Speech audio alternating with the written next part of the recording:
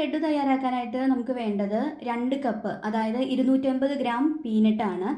പിന്നെ വേണ്ടത് അതേ ക്വാണ്ടിറ്റി തന്നെ 250 ഗ്രാം, അതായത് 2 കപ്പ് തന്നെ ശർക്കര. അത് ഞാൻ പതുക്കെ ഒന്ന് മുറിച്ചെടുത്തിട്ടുള്ള ശർക്കരയാണിത്. പിന്നെ വേണ്ടത് 1.5 ടേബിൾ സ്പൂൺ നെയ്യാണ് വേണ്ടത്. പിന്നെ വേണ്ടത് 3 കാർഡമം. ഇത്രയാണ് നമുക്ക് ഈ ലഡു തയ്യാറാക്കാനായിട്ട് വേണ്ടത്. ഇനിയിപ്പോൾ നമുക്കിത് എങ്ങനെയാണ് ഉണ്ടാക്കണമെന്ന് നോക്കാം. ഈ കപ്പലണ്ടി ഉണ്ടാക്കാനായിട്ട് നമുക്ക് ആദ്യം ഇതൊന്ന് വറുത്തെടുക്കണം. ഈ കപ്പലണ്ടി ഒന്ന് വറുത്തെടുക്കണം. അതിനായിട്ട് നമുക്ക് ഈ പാനിലേക്ക് ഇട്ട് കൊടുക്കാം. എന്നിട്ട് മീഡിയം ഫ്ലെയിമിൽ വെച്ചിട്ട് വേണം ഇത് ഫുൾ എപ്പോഴും ഇളക്കിക്കൊണ്ടിരിക്കണം, അല്ലെങ്കിൽ ഇത് പെട്ടെന്ന് കരിഞ്ഞു പോവും. അപ്പോൾ മീഡിയം ഫ്ലെയിമിൽ ഇട്ടിട്ട് വേണം ഇത് വറുത്തെടുക്കാനായിട്ട്.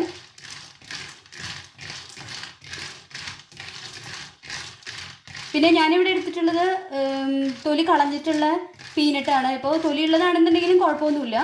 അപ്പോൾ അതിന് ശേഷം വറുത്തതിന് ശേഷം തൊലി കളഞ്ഞാൽ മതി.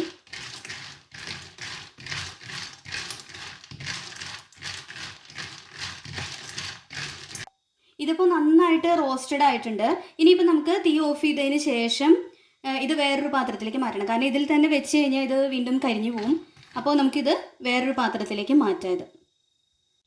ഇതിപ്പോൾ ഞാൻ വേറൊരു പാത്രത്തിലേക്ക് മാറ്റിയിട്ടുണ്ട്. ഇനിയിപ്പോൾ ഇത് നന്നായിട്ട് ചൂട് പോയതിന് ശേഷം വേണം നമുക്കിത് പൊടിച്ചെടുക്കാനായിട്ട്.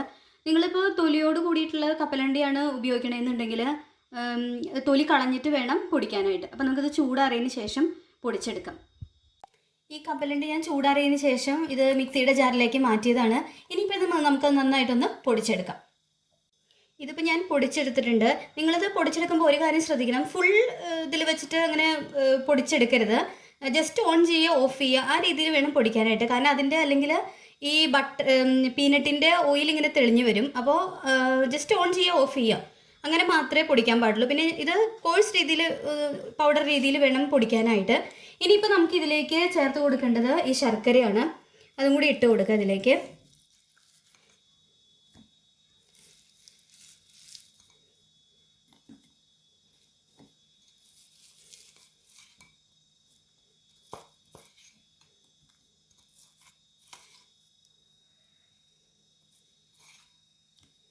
പിന്നെ ഇനി നമുക്ക് ഇതിലേക്ക് ചേർത്ത് കൊടുക്കേണ്ടത് ഈ ഏലക്കായാണ്. ഞാൻ അതിൻ്റെ ഉള്ളിലത്തെ സീഡ്സ് മാത്രം എടുത്തിട്ടുള്ളതാണ്. അതും കൂടി ഇട്ട് കൊടുത്തതിന് ശേഷം വീണ്ടും ഒന്നും കൂടി പൊടിച്ചെടുക്കാം നമുക്ക്. ഇതിപ്പോൾ ഞാൻ നന്നായിട്ട് പൊടിച്ചെടുത്തിട്ടുണ്ട്, ശർക്കരയും കപ്പലണ്ടിയും കൂടിയിട്ട്. ഇനിയിപ്പോൾ നമുക്ക് ഇതിലേക്ക് മുമ്പ് നമ്മൾ എടുത്ത് വെച്ചിട്ടില്ലേ 1.5 ടേബിൾ സ്പൂൺ നെയ്യ്, അതും കൂടി ഒഴിച്ചു കൊടുക്കാം. എന്നിട്ട് എല്ലാം കൂടി നന്നായിട്ടൊന്ന് മിക്സ് ചെയ്ത് കൊടുക്കാം. ഇതിപ്പോൾ നമ്മളിങ്ങനെ ഈ ബേക്കറി ഐറ്റംസും അതുപോലെ തന്നെ ഈ ഫ്രൈഡ് ഐറ്റംസൊക്കെ ഈ കുട്ടികൾക്ക് കൊടുക്കണതിന് പകരമായിട്ട് ഇതുപോലെയൊക്കെ ഉണ്ടാക്കുകയാണെന്നുണ്ടെങ്കിൽ വളരെ ഹെൽത്തിയാണ്. അതേസമയം കുട്ടികൾക്ക് ഇഷ്ടമാവുകയും ചെയ്യും. കുട്ടികൾക്ക് മാത്രമല്ല വലിയ ആളുകൾക്കും വളരെ നല്ലതാണ്, നല്ല ന്യൂട്രീഷ്യസ് ആണ്.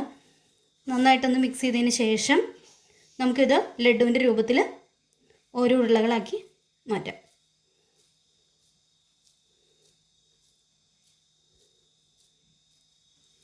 നന്നായിട്ടൊന്ന് റൗണ്ട് ഷേപ്പിലാക്കി എടുക്കുക. അതിന് ശേഷം നമുക്കിത്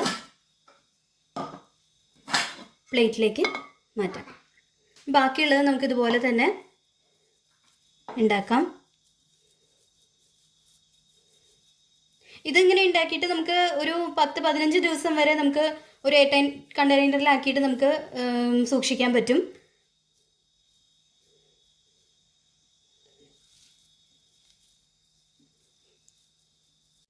ഇപ്പോൾ നമ്മുടെ പീനട്ട് ലഡു ഇവിടെ റെഡി ആയിട്ടുണ്ട്. ഇത് ഇപ്പോൾ അനീമിക് ആയിട്ടുള്ളവർക്കൊക്കെ ആണെന്നുണ്ടെങ്കിൽ കഴിക്കാൻ വളരെ നല്ലതാണ് ഈ ലഡു. അത്രയ്ക്ക് അയൺ റിച്ച് ആണിത്.